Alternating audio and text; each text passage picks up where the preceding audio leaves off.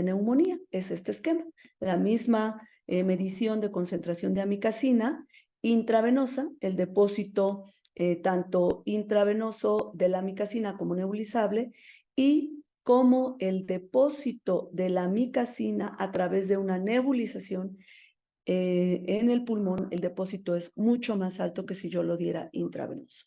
Aquí están midiendo la concentración de la amicacina y de la colistina a través de la vía intravenosa en rojo y nebulizable en azul. De tal manera que hay evidencia científica de que si doy antibiótico nebulizado, tiene mucho mayor depósito que si lo hago vía intravenosa.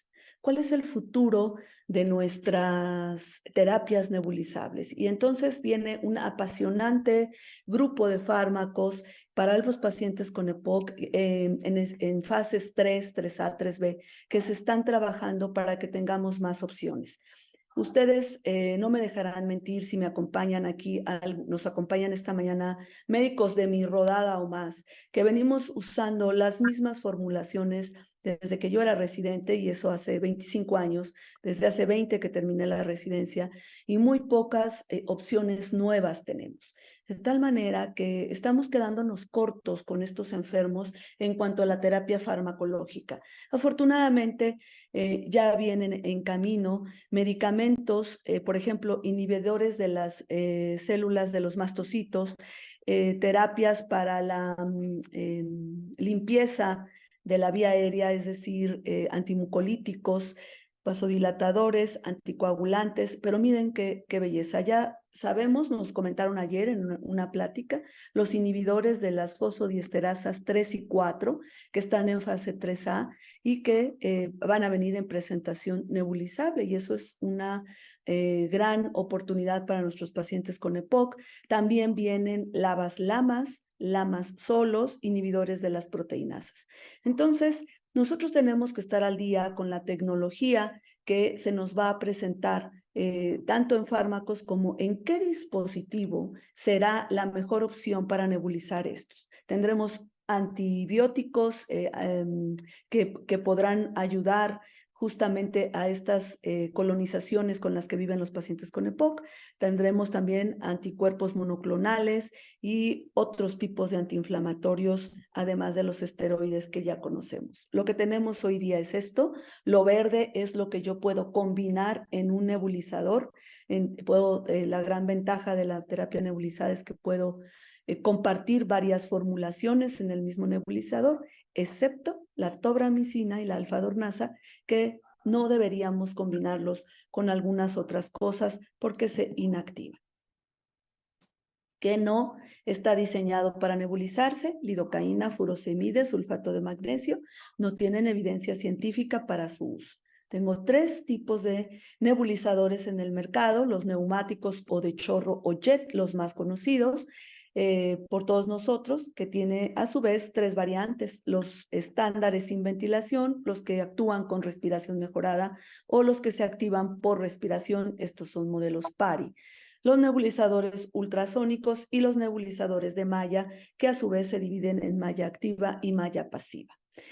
Cada uno tiene sus características, yo solo voy a mencionar la más importante de ellos. El ultrasónico calienta la formulación y esto hace que se inactiven los corticosteroides, particularmente la budesonida. Nunca nebulizar esteroides a través de un nebulizador ultrasónico, que si bien me da partículas incluso hasta de una micra, debo ser cuidadoso con el tema del calentamiento de la formulación. Los tipo jet, que son los más usados, me va a fragmentar mis partículas entre 3 y 5 micras, quizá no logre el depósito que yo quiera, y algo muy importante es que me deja un gran volumen residual en el contenedor del nebulizador. Y los de malla, que son los más modernos, pueden incluso fragmentar en menos de 3 micras las partículas, son ya muy comerciales, ya no son tan caros, se iguala el precio mucho a los jets, y puedo nebulizar cualquier producto a través de estas mallas. Sin embargo, debo ser cuidadoso porque las partes del dispositivo son muy finas, muy pequeñas y luego muy delicadas, fáciles de romperse. También recordar que si yo voy a nebulizar a un paciente con EPOC, pues seguramente va a estar en una terapia intensiva o va a estar exacerbado, que serían las dos indicaciones más puntuales para nebulizar a mi paciente.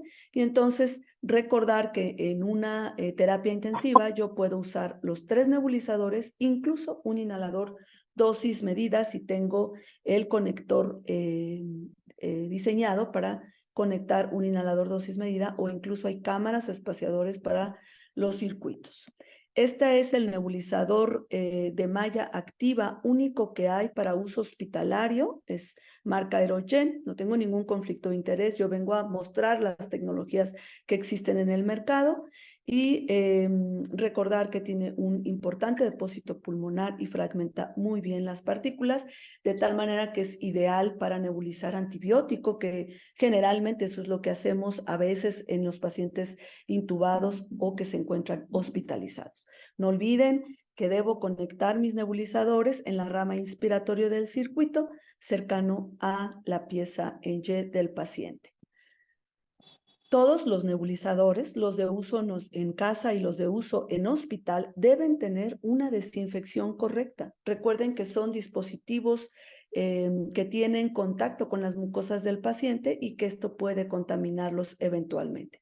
Recuerden que generan aerosoles y pueden contaminar la sala en donde se está nebulizando, y esto tenerlo pues siempre en mente cuando tengamos pacientes infectados y que estén compartiendo la habitación con otros pacientes. Sobre todo, si voy a nebulizar antibiótico, debo tener una limpieza especial, sobre todo de los nebulizadores de malla, para que la malla no se maltrate, no se altere y no se hagan los orificios, los poros de la malla mayores, y entonces pierda la cualidad de nebulizar y fragmentar las partículas muy pequeñas. Este es un producto, como muchos otros que hay en el mercado, para usar en casa y que desinfecta muy bien nuestros nebulizadores que tenemos en nuestra casa. Yo con esto doy por terminada mi presentación. Por supuesto, estaré aquí para las preguntas que surjan más adelante. Y es un gusto para mí dejar al doctor Albert Agusti con la siguiente charla. Muchas gracias. Hola a todos, buenos días. Soy el doctor Álvaro Agustí de Barcelona y es un placer poder compartir con ustedes, aunque sea telemático, unos minutos hablando de un tema que creo que es importante, que es el nuevo paradigma de la EPOC y sus posibles implicaciones terapéuticas. Quiero agradecer a la sociedad mexicana su amable invitación y aquí sí su apoyo en esta presentación. Empezaré con mis conflictos de interés. Trabajo con varias compañías, incluyendo Aquiesi. No tengo nada que ver con la industria del tabaco. En estos momentos soy el chairman actual de la Board of Directors de Gold, y creo que lo que les voy a explicar no supone ningún conflicto de interés con estas circunstancias. Esta es la agenda de mi presentación hoy. En primer lugar, hablaré del paradigma tradicional de la EPOC, que ustedes conocen bien, y de sus limitaciones, que es importante conocer también. En segundo lugar, hablaré del nuevo paradigma y, en tercer lugar, de las posibles implicaciones terapéuticas que se derivan de este nuevo paradigma. Empecemos con el paradigma tradicional. Ustedes conocen bien este esquema de Fletcher y Peto. Fíjense que es de 1977, medio siglo. Y de acuerdo con este paradigma, la EPOC era una enfermedad autoinducida por tabaco, caracterizada por una pérdida acelerada de función pulmonar a lo largo del tiempo, esta línea roja que les marco aquí. Hay algunos aspectos que vale la pena destacar de este paradigma. En primer lugar, que de acuerdo con el paradigma, la vida empezaba a los 25 años. Bueno, es obvio que eso no es correcto.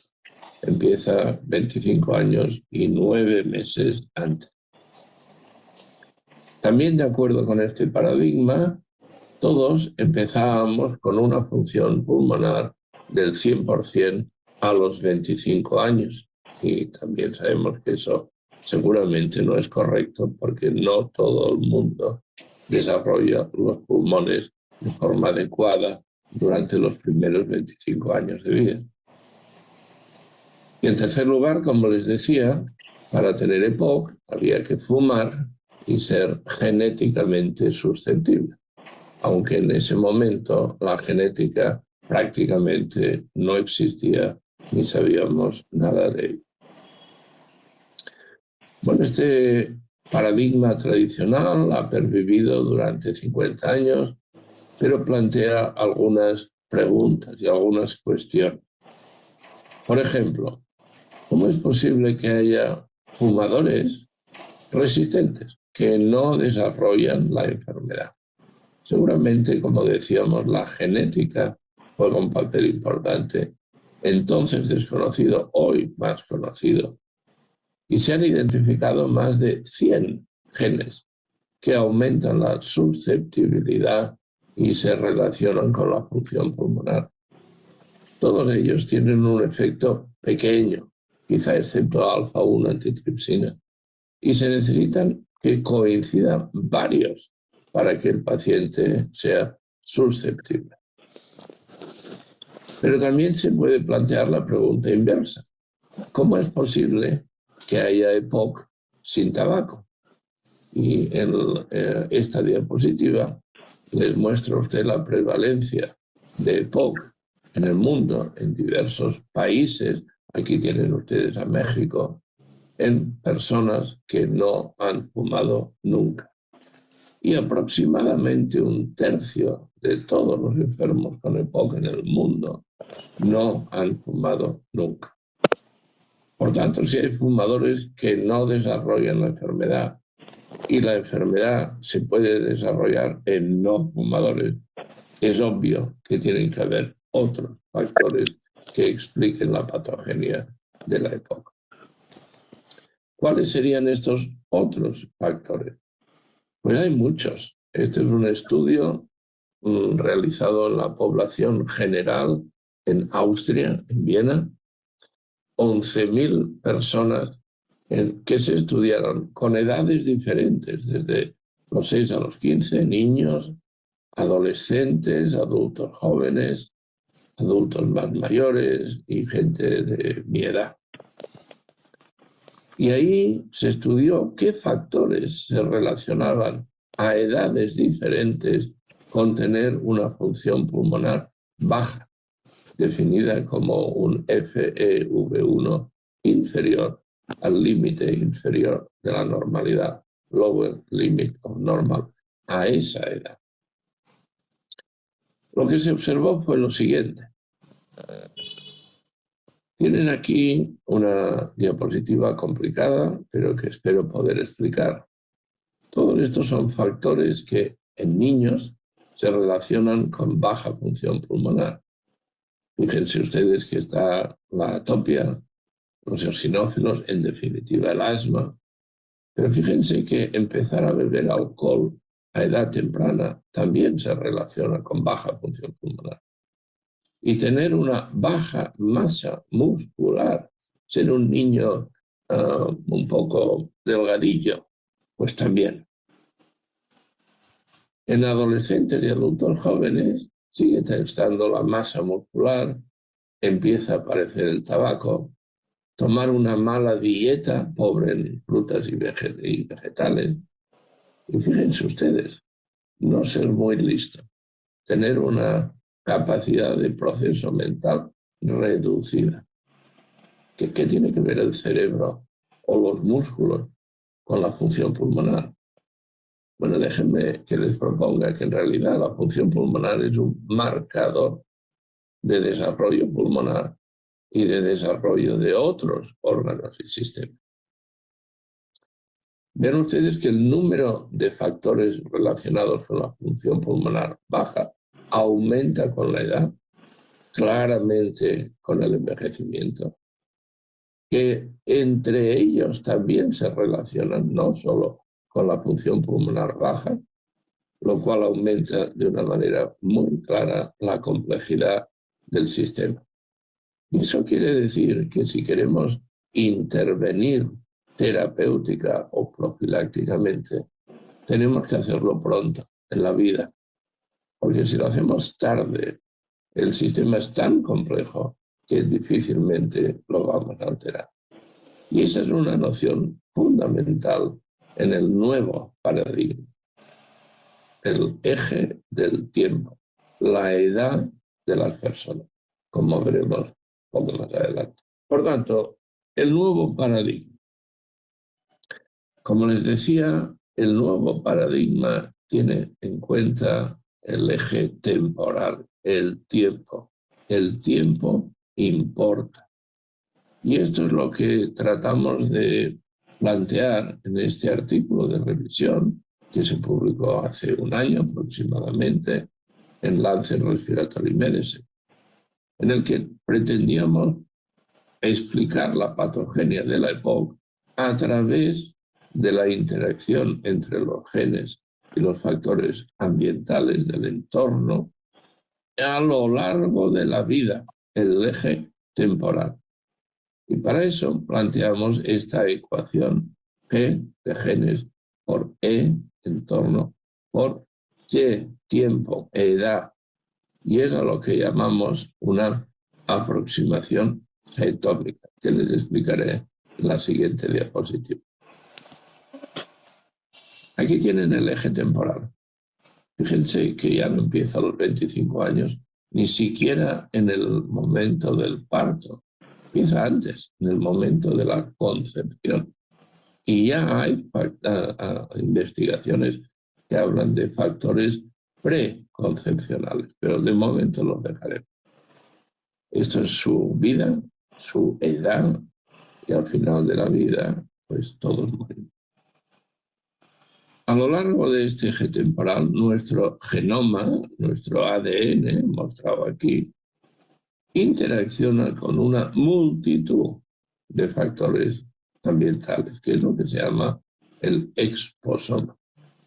Por ejemplo, si usted nace prematuro, con mal desarrollo pulmonar, bajo peso, si su madre fuma durante el embarazo, si le da de mamar, la dieta, los alergenos, el estatus socioeconómico, la exposición a alcohol, por supuesto, a tabaco, infecciones, vacunas, polución. Hay muchísimos factores ambientales, que es lo que se conoce con el nombre de exposoma. Miren lo que ocurre la primera vez que en este eje temporal hay una interacción entre genoma y algún factor ambiental. Se pone en marcha una serie de mecanismos de respuesta biológica, que es lo que llamamos endotipos, que se pueden identificar mediante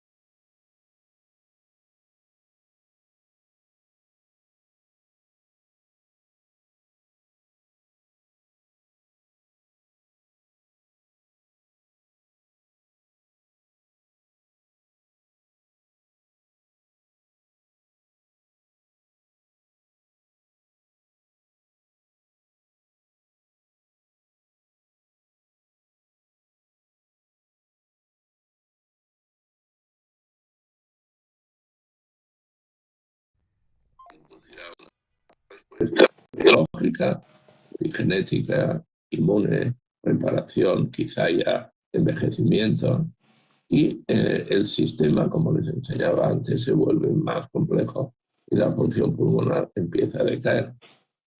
Sin embargo, el resultado final no solo depende de este eje vertical, de lo que haya ocurrido aquí, también depende, y esta es la esencia de la aproximación de G-Tomics, depende de lo que ha ocurrido antes, porque los cambios epigenéticos Los cambios inmunes tienen memoria y están allí. Y lo que ocurre en un momento determinado también depende de lo que ha ocurrido antes. Y por supuesto, esto se puede ir repitiendo ad infinito. En resumen, por tanto, una aproximación getómica a la salud humana en general, no solo a la EPOC, tiene dos conceptos importantes. Primero, la misma interacción gen-entorno a edades diferentes puede tener un resultado clínico final diferente. Un ejemplo muy obvio es el COVID. El COVID ha matado a mucha gente mayor, pero prácticamente no ha hecho nada a niños. El virus era el mismo y a nivel de la población los genes son los mismos.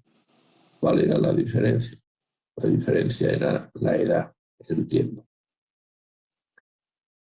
Y el segundo componente de la aproximación getómica a la salud humana es que el resultado final no solo depende de la edad, que por supuesto es clave, sino también depende de la historia acumulada de eventos previos, porque los cambios epigenéticos de la respuesta inmune son un sistema de memoria biológica.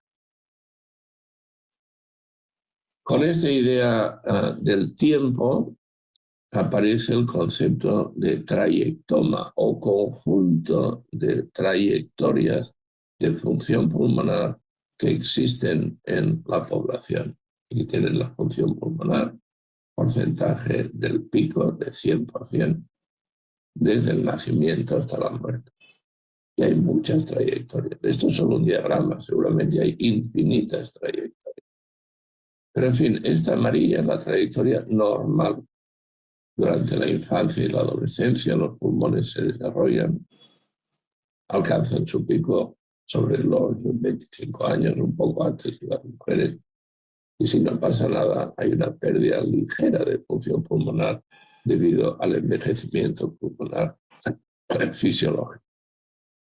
Fletcher y Peto ya dijeron hace muchos años que si, por ejemplo, fumabas y tenías los genes adecuados, tenías una pérdida acelerada de función pulmonar. Ahora sabemos, sin embargo, que alrededor del 10% de la población no desarrolla el pulmón bien, por la razón que sea. Les he enseñado muchos factores.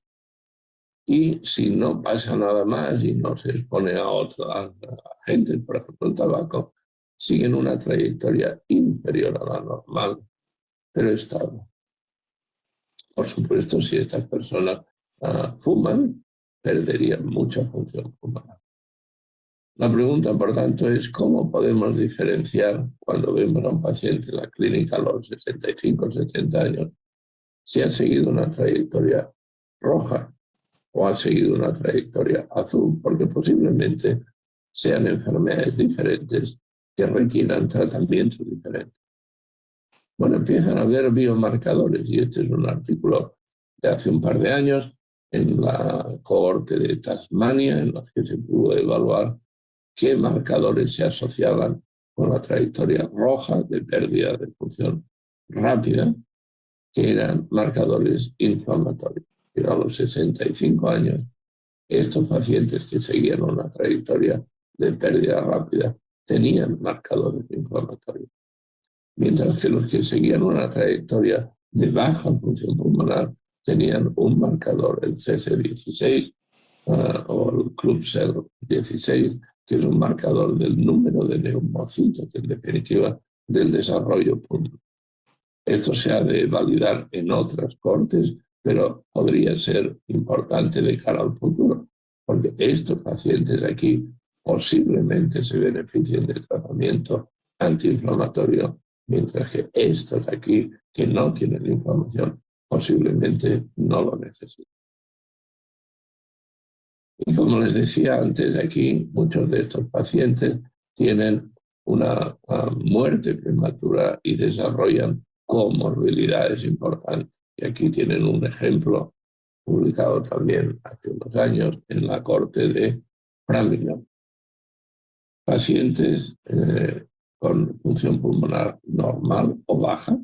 Baja era un FEV1 inferior al 80% a la edad de 25 años. y a los 25 años ya tenían más problemas respiratorios, más problemas cardiovasculares y 7 veces más diabetes. Pero es que si estos individuos se siguen a lo largo de la vida, desde los 30 a los 60 años, los que tenían baja función pulmonar a los 25 presentan la primera comorbilidad 10 años antes que los que no la tenían, baja a los 25. De nuevo, sugiriendo que la función pulmonar es un marcador de desarrollo global, corporal, de todos los órganos y sistemas. Y de hecho, las personas que a los 25 años tienen función pulmonar baja tienen una muerte prematura independiente, pero aditiva a la del tabaco. Finalmente, existen también personas que tienen una trayectoria supranormal. Seguro que han visto en su consulta pacientes que tienen valores de espirometría del 105, 108, 110%. ¿Qué pasa si estas personas, por ejemplo, fuman? Pueden perder mucha función pulmonar, pero cruzarse con la trayectoria normal y ser lo que llamamos pre-EPOC, porque a lo mejor tienen enfisema, un marcador de lesión pulmonar, pero tienen una espirometría pseudo-normal, porque no sabemos desde qué punto han partido inicialmente. La última trayectoria es esta en niños catch-up. Algunos niños, no todos, con baja función pulmonar pueden recuperar una trayectoria normal. Porque eso no lo sabemos, pero sería muy importante conocerlo bien para ayudar a estos niños a desarrollarse mejor y quizás en el futuro a los pacientes ya adultos con EPOC a recuperar función pulmonar. Veremos. Por tanto, y estoy acabando, ¿cuáles serían las implicaciones terapéuticas de este nuevo paradigma? Bueno, en la comisión Lancet se publicó el año pasado una serie de recomendaciones para tratar de eliminar la EPOC. Lo primero que hizo fue decir que tenemos que diagnosticar antes, que llegamos tarde. Actualmente establecemos el diagnóstico a los 55, 60, 65 años de edad, cuando la función pulmonar ya ha sido considerablemente reducida, los síntomas están presentes y lo único que hacemos es un tratamiento sintomático. Deberíamos diagnosticar mucho antes. La EPOC joven existe y deberíamos intentar diagnosticarlo antes porque el tratamiento, recuerden la complejidad del sistema, el tratamiento en un sistema más simple es posible que sea más eficaz. Esto dirán que tiene que ver con la EPOC, por supuesto saben que es la circulación coronaria. Un paciente con una estenosis coronaria puede tener una angina y en cuanto el cardiólogo ve que tiene una angina, le coloca un balón, lo dilata y le coloca un esteno, dos o tres. Nosotros no hacemos eso. Nosotros en la EPOC lo que hacemos es decirle, no, si tiene usted una exacerbación moderada, no importa. Vuelva cuando tenga 2 o más o tenga una hospitalización. ¿Eso es correcto? Empiezan a haber evidencia de que seguramente no lo es. Y este es un estudio en Suecia, en una cohorte nacional con 45.000 pacientes con EPOC de más de 30 años, que fueron seguidos durante 4 años. Y compararon qué pasaba con el riesgo de agudizaciones y la mortalidad en pacientes del grupo A o B con o sin una exacerbación moderada. Y esto es lo que ellos vieron.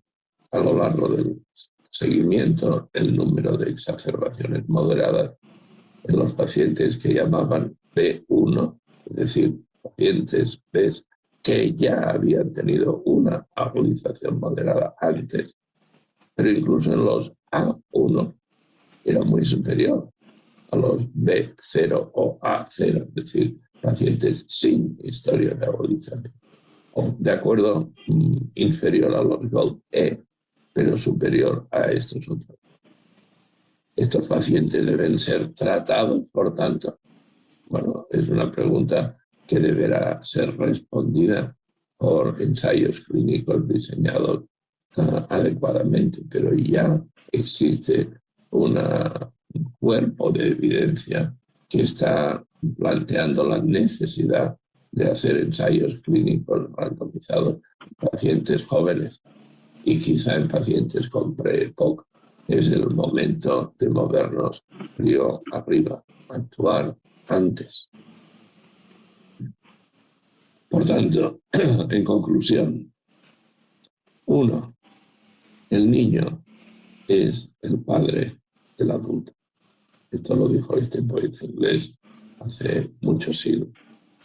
Pero es verdad, lo que ocurre en la infancia, de hecho en el embarazo, en la infancia y en la adolescencia, tiene un impacto potencial muy importante en la salud del adulto. El envejecimiento es el final de la vida, pero la infancia y la adolescencia son sus raíces. Por tanto, diagnosticar antes e intervenir antes en el caso de la EPOC es muy importante. Cuanto antes mejor. La Comisión Lancet decía 30-35 años. Les puedo decir que estamos en la Sociedad Europea haciendo estudios de espirometría en la escuela, niños de 10 años, y ver qué ocurre con su salud pulmonar y global posteriormente. Y esto me parece muy importante para nuestra comunidad neumológica. La espirometría es una herramienta básica, imprescindible para el diagnóstico no solo de la EPOC, sino de muchas o todas las enfermedades respiratorias. Pero lo que es más importante es que es un marcador de salud global, porque identifica personas en la población que tienen riesgo de mala salud respiratoria, mala salud cardiovascular, mala salud metabólica y muerte prematura. Deberíamos, entre todos, favorecer el uso de la espirometría como marcador de salud global. Con eso termino mi presentación. Espero que les haya resultado interesante y estaré encantado de participar en la ronda de preguntas posterior. Muchas gracias. Hola a todos, buenos días.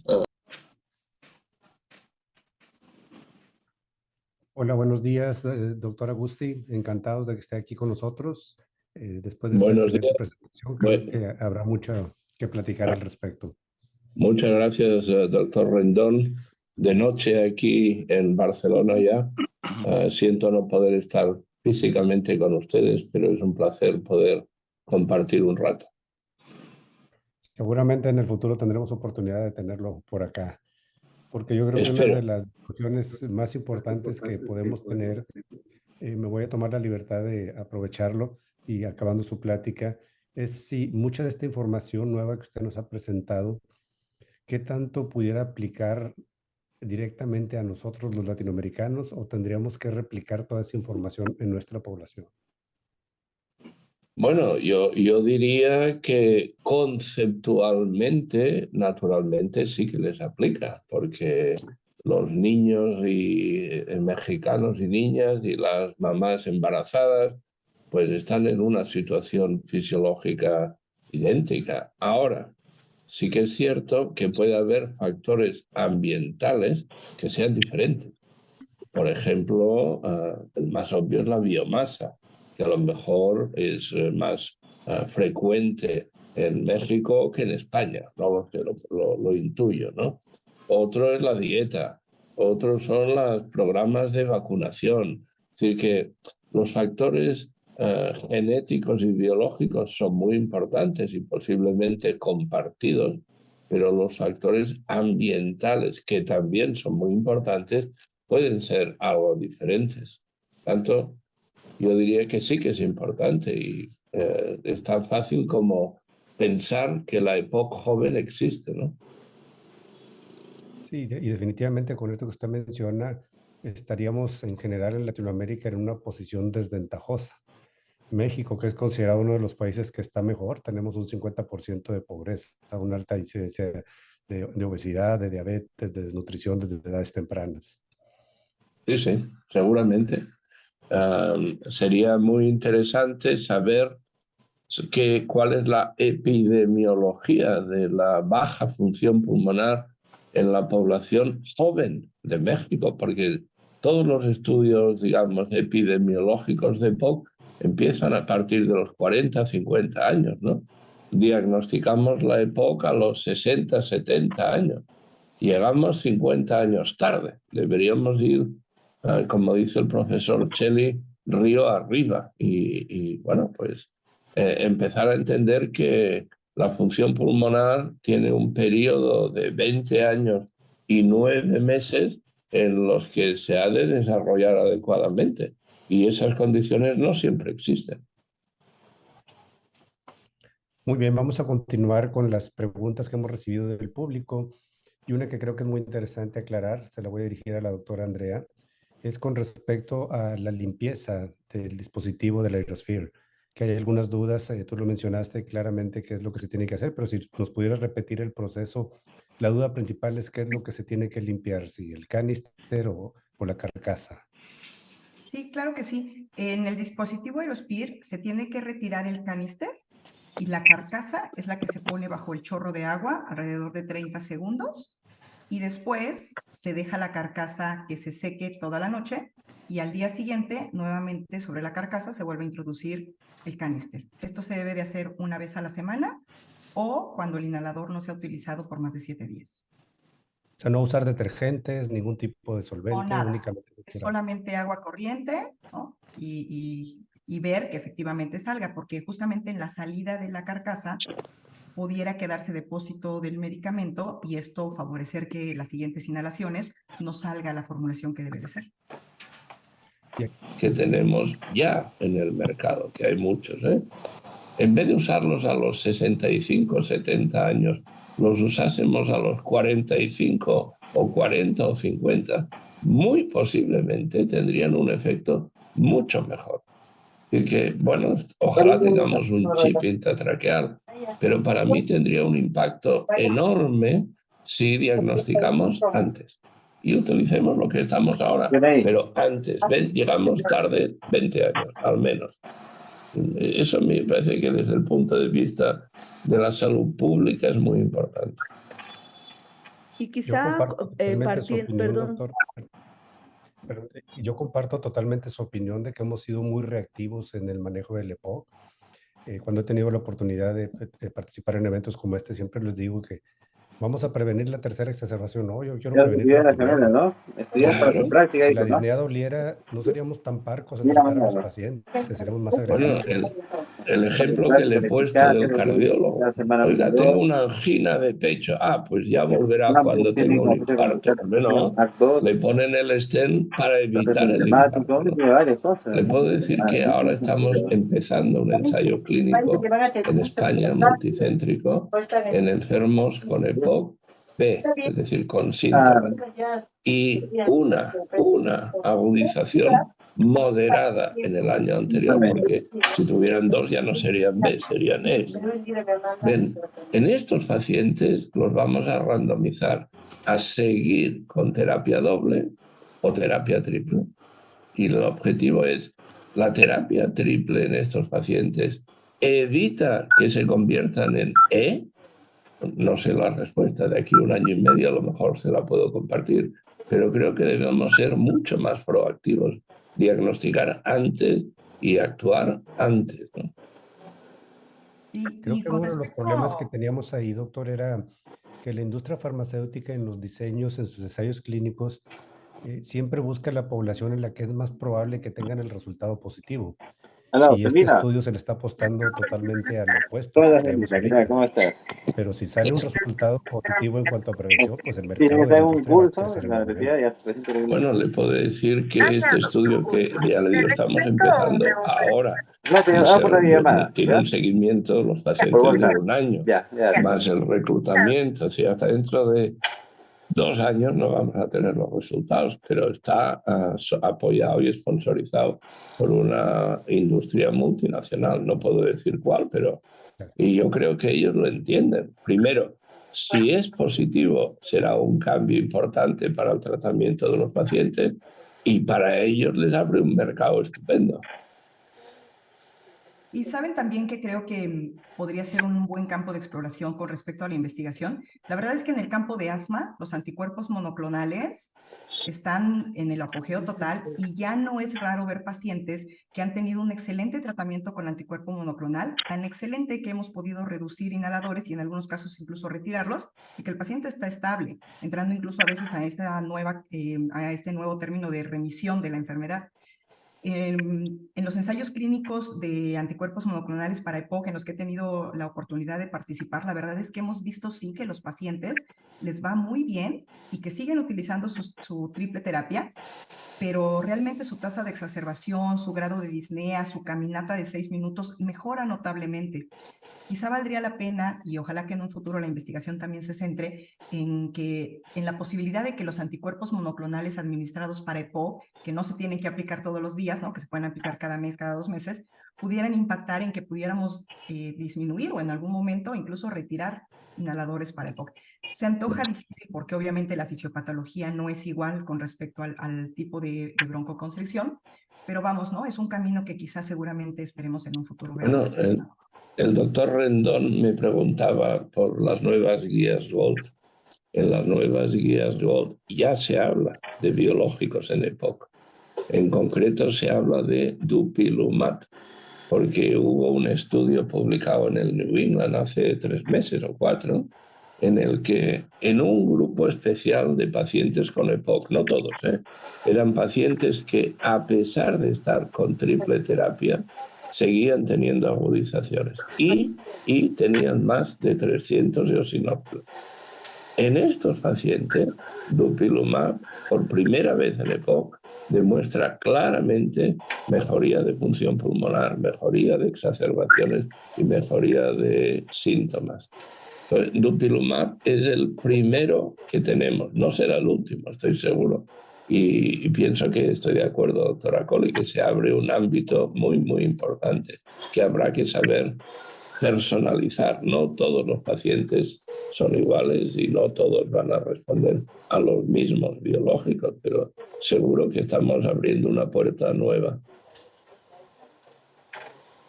Por otro lado, tampoco es que el paciente que use inhaladores, digo yo, lo pase tan mal con estas novedades de que ya hay de larga y de ultra larga acción. Entonces, es una maravilla que el paciente pueda tener la posibilidad de solo 2 veces al día, y si está controlado con todos los hilos agarrados, pues difícilmente se anda rescatando, ¿no? En el día anda usando rescatador. Entonces, también esto, como usted bien dice, doctor, es un gran avance en la evolución de los fármacos que ya tenemos de larga y ultra larga. Y entonces esta urgencia de retirarte el medicamento inhalado no lo hay. A mí me parece maravilloso ¿Qué es que al ella? menos en México tenemos 3 fórmulas para dar triple terapia cerrada. Y eso sí, quitar el número de dispositivos a usar en el día en el paciente, que además suele ser muy complejo. Yo algún día voy a presentarles una sesión de Mira, videos que te llamando, termina mira, de siendo WhatsApp. irrisoria, pero la cantidad de errores que los pacientes cometen, que porque si le soplo, que porque si tapo las rendiduras, que A ver, porque si lo mira. respimas, o sea, dices, es impresionante cómo es complejo para ellos. Entonces, mejor uno Pero tu WhatsApp no funciona, mira, y tu WhatsApp. evitar estas uso de diferentes, que además cada Ese industria número, ese tiene número. su patente Ajá. y su complejidad en cada dispositivo, ¿no? Y lo Y mismo si pasa con las nebulizaciones. Totalmente de acuerdo, doctora Toral, volviendo a Gold 24, de hecho ya estaba en Gold 23, claramente se recomienda, si es posible, un solo inhalador. Es decir, doble o triple terapia en un solo inhalador para precisamente favorecer el uso del inhalador. La otra cosa que también empieza GOL 24 a decir tiene que ver con el cambio climático, doctor Rendón, que hablábamos antes, y el posible efecto que los inhaladores presurizados, no los de polvo seco, tienen sobre el cambio climático. Es pequeño, porque contamina mucho más los coches o los aviones, pero está ahí. Y por tanto, GOLD recomienda que si es posible, si el paciente puede generar un flujo inspiratorio adecuado, que no todos pueden, pero si puede hacerlo, los inhaladores de polvo seco son recomendados. Pero hay pacientes que necesitan una cámara, necesitan poder generar flujo inspiratorio, pero lo de los Green Inhalers está en GOLD. Ya. Ahora que está tocando el tema de flujo respiratorio, y usted participó en múltiples ensayos clínicos en los que no era un requisito medirle a los pacientes su capacidad inspiratoria. ¿Usted considera que en la práctica diaria debería ser un estándar de tratamiento o vamos a problemar el manejo de los ¿Cuántos días pacientes estás mal ya? Se mira, ¿cuántos días ya? Esta es una pregunta compleja. Que la reducción de la capacidad inspiratoria, es decir, la hiperinflación pulmonar y el atrapamiento aéreo, ¿Qué es lo que más te son una molesta? ¿La causa tos, de la disnea. flema? Eso es absolutamente demostrado. Tos y flema. No necesita Flema más verde me dices, ¿no? demostración.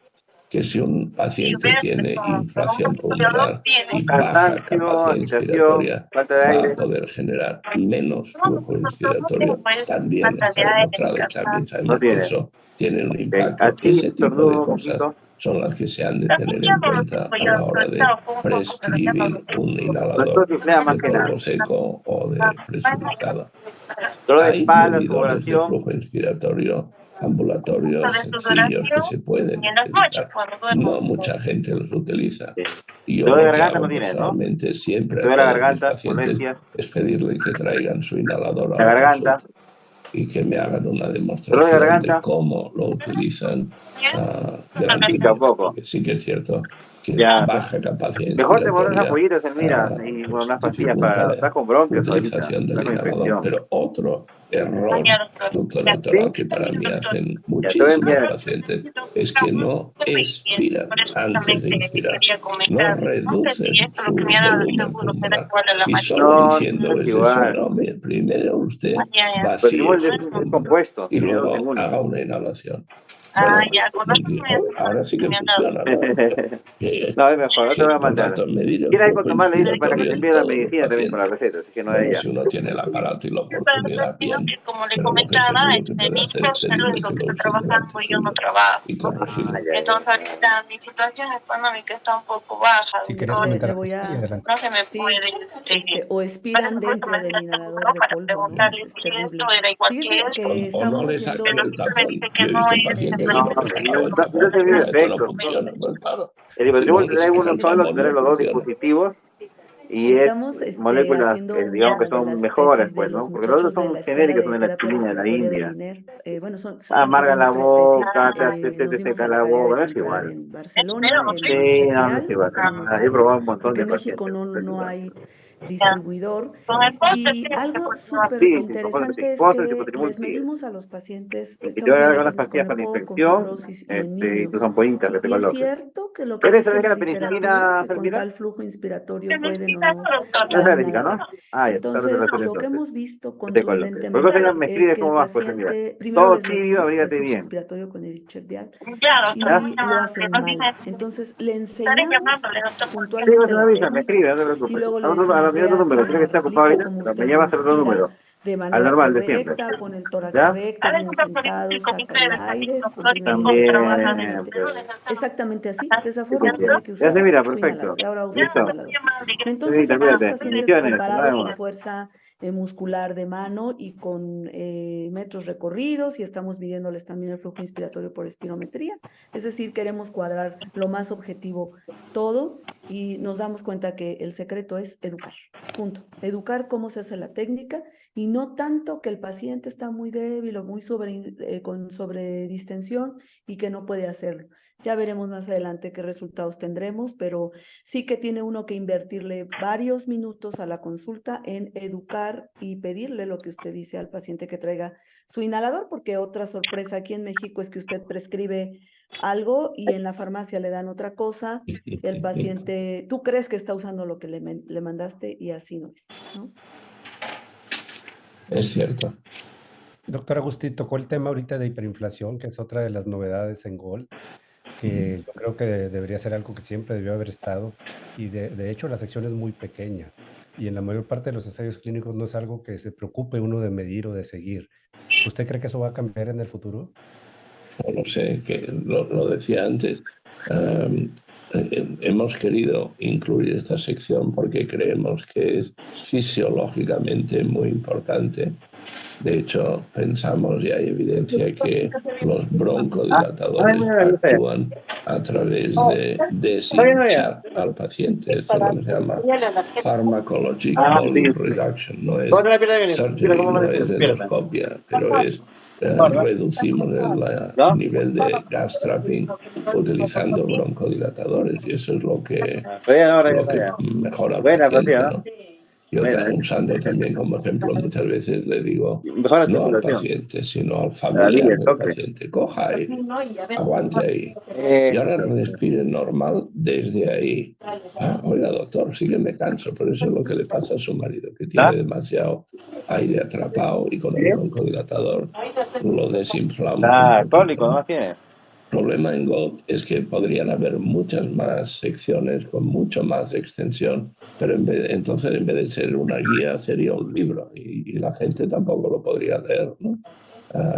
Y va acumulando referencias, ya tiene 1000 referencias, no sé cuántas tiene, pero bueno, ahí está. Cada año uno nuevo. Y le puedo decir que en los ensayos editar una clínicos, en guía, lugar de... Y en los no, ensayos que clínicos, en lugar editar, de perseguir el BEP1, perseguir la desinflación como objetivo. bueno, se podría hacer, sí, sí. Hay pocos, algunos hay, pero pocos. Sí, sí, claro que sí. Sabemos, por ejemplo, que la hiperinflación tiene valor pronóstico. Un paciente hiperinflado tiene mayor riesgo de mortalidad, o sea que tendría sentido, sí. Tenemos todavía tiempo para hacer algunas preguntas interesantes. Y bueno, recientemente estamos teniendo información de nuevos medicamentos, ahora sí, en cuanto a su génesis, los nuevos inhibidores de la fosfoesterasa inhalados, que los resultados han sido positivos, pero ha habido mucha controversia entre autoridades como ustedes mismos, que son los líderes en GOL. No sé si quiera comentarnos algo al respecto. Bueno, es ensifentina, ¿no? Que es un inhibidor, si no estoy equivocado, PD4 y PD3, con lo cual es las dos cosas, un broncodilatador y un antiinflamatorio, y además es por vía inhalada, con lo cual evitaría muchos de los efectos secundarios de cuando los utilizamos por vía oral, ¿no? Que yo sepa, hay un artículo publicado en el Blue Journal hace unos meses y que parece que dice que sí que funciona. El gran problema, creo yo, aparte de confirmar esos resultados en otros estudios más amplios, es el posicionamiento de eso. ¿Dónde lo ponemos? En la guía lo ponemos en vez de la triple, es decir, doble y esto, o es además de la triple, y si llegan los biológicos, ¿dónde lo ponemos todo junto? Pues habrá que hacer ensayos clínicos que comparen, por ejemplo, doble terapia con PD3, PD4 versus triple y ver si uno es mejor que otro. O si el añadir esto a la triple versus añadir un placebo tiene un efecto diferencial o no. Sí, yo creo que es una línea muy interesante, pero todavía muy al principio. Y por otro lado, ¿cómo medir? cómo medir que sí está haciendo el efecto querido, ¿no? O sea, tendríamos que meter de rutina pruebas que a lo mejor no hacemos de función pulmonar en estos enfermos. Pero eso en el marco de un ensayo clínico de investigación se puede hacer. Otra cosa es que una vez se haya medido y se haya comprobado, haya que continuar midiéndolo en la práctica clínica. Pero eso pasa muchas veces. Tú en un estudio, en un ensayo, miras biomarcadores y luego tampoco los miras todos en la práctica clínica, ¿no? O sea, hay que diferenciar la investigación de los biomarcadores. Por ejemplo, en la última ATS en mayo hubo algunas presentaciones que a mí me impactaron, que eran relacionadas con los tapones de moco. Ahora que se hacen más TACs, vemos muchos pacientes, no todos con tapones de moco. Y hay un artículo publicado en JAMA que demuestra que los pacientes que tienen tapones de moco en el TAC tienen más mortalidad. Entonces, curiosamente, esos pacientes que tienen más tapones de moco no tenían más bronquitis crónica. Quizá es precisamente por eso los que tienen bronquitis crónica están limpiando y los que no tienen se les queda el tapón de moco dentro. No lo sé.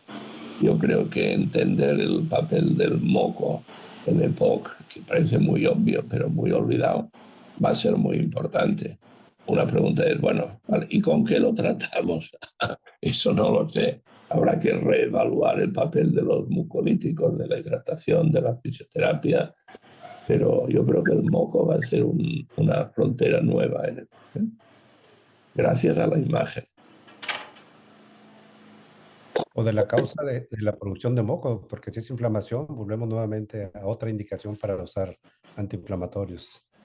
Pero a lo mejor no solo estamos hablando de producción aumentada de moco, sino de tapones de moco. Y a lo mejor lo que está pasando ahí es que la eliminación del moco que producimos no es adecuada, por eso se producen los tapones, ¿no?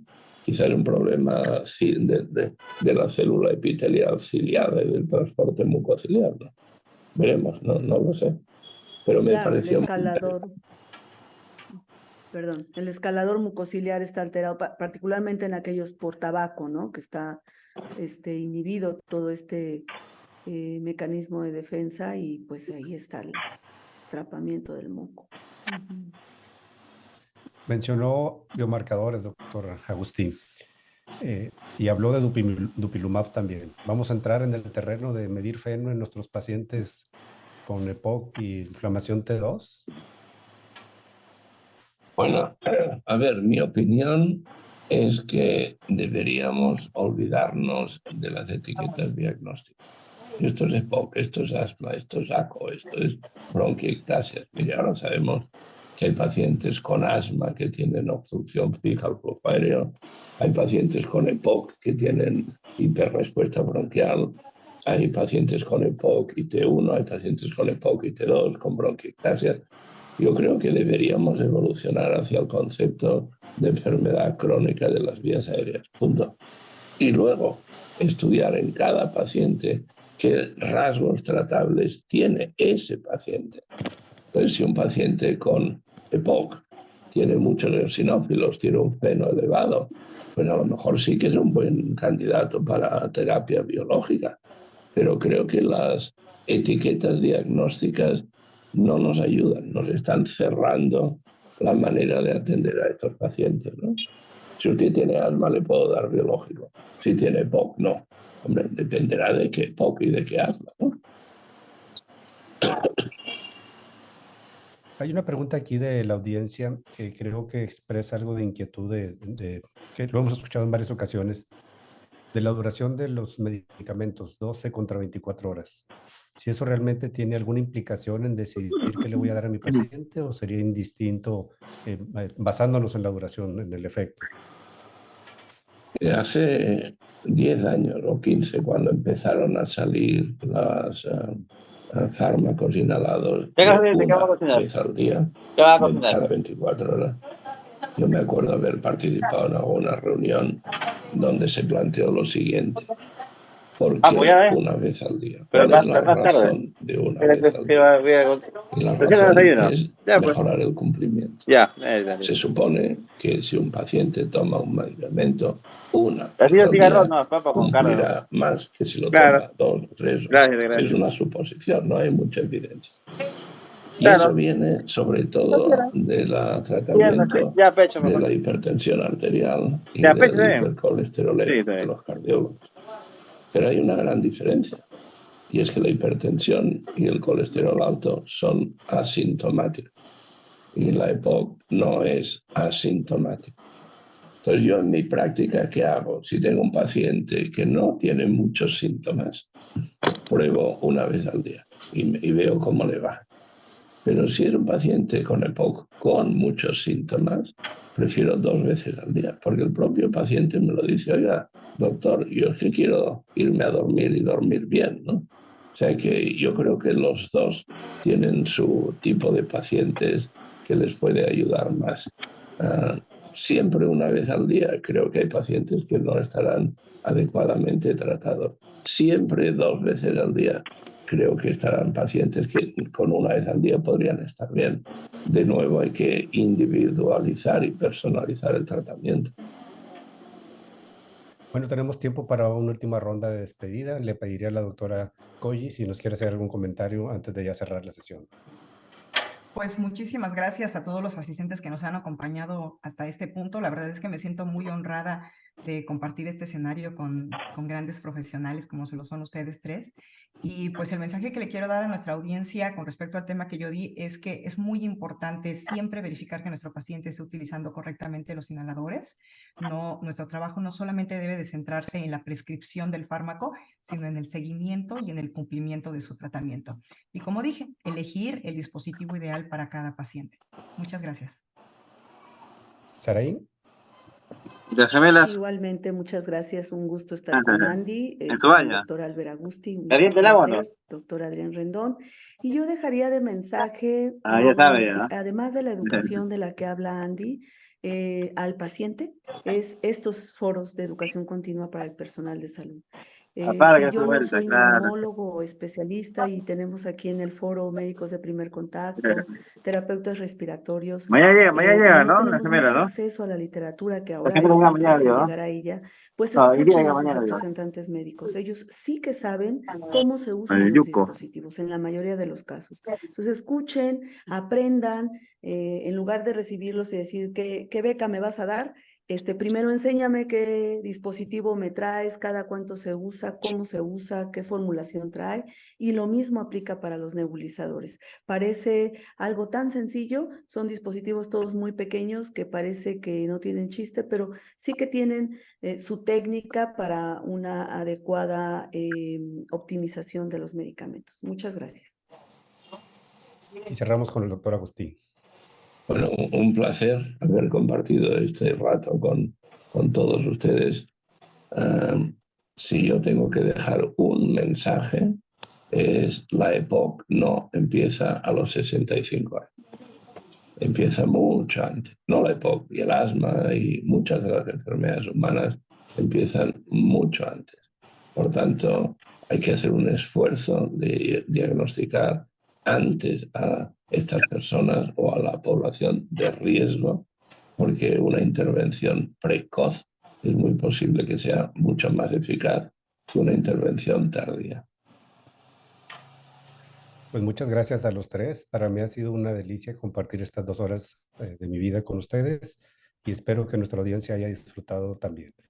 Vamos a dar por cerrado ya esta Semana Nacional de POC y esperemos que en próximos eventos nuevamente estemos aquí reunidos aún a la distancia a través de estos medios digitales. Muy buen día y que estén todos muy bien. Muchas gracias, doctor Agusti, muchas gracias, Sandy, muchas gracias, Araí. Hasta luego. Gracias. Hasta luego. Luego.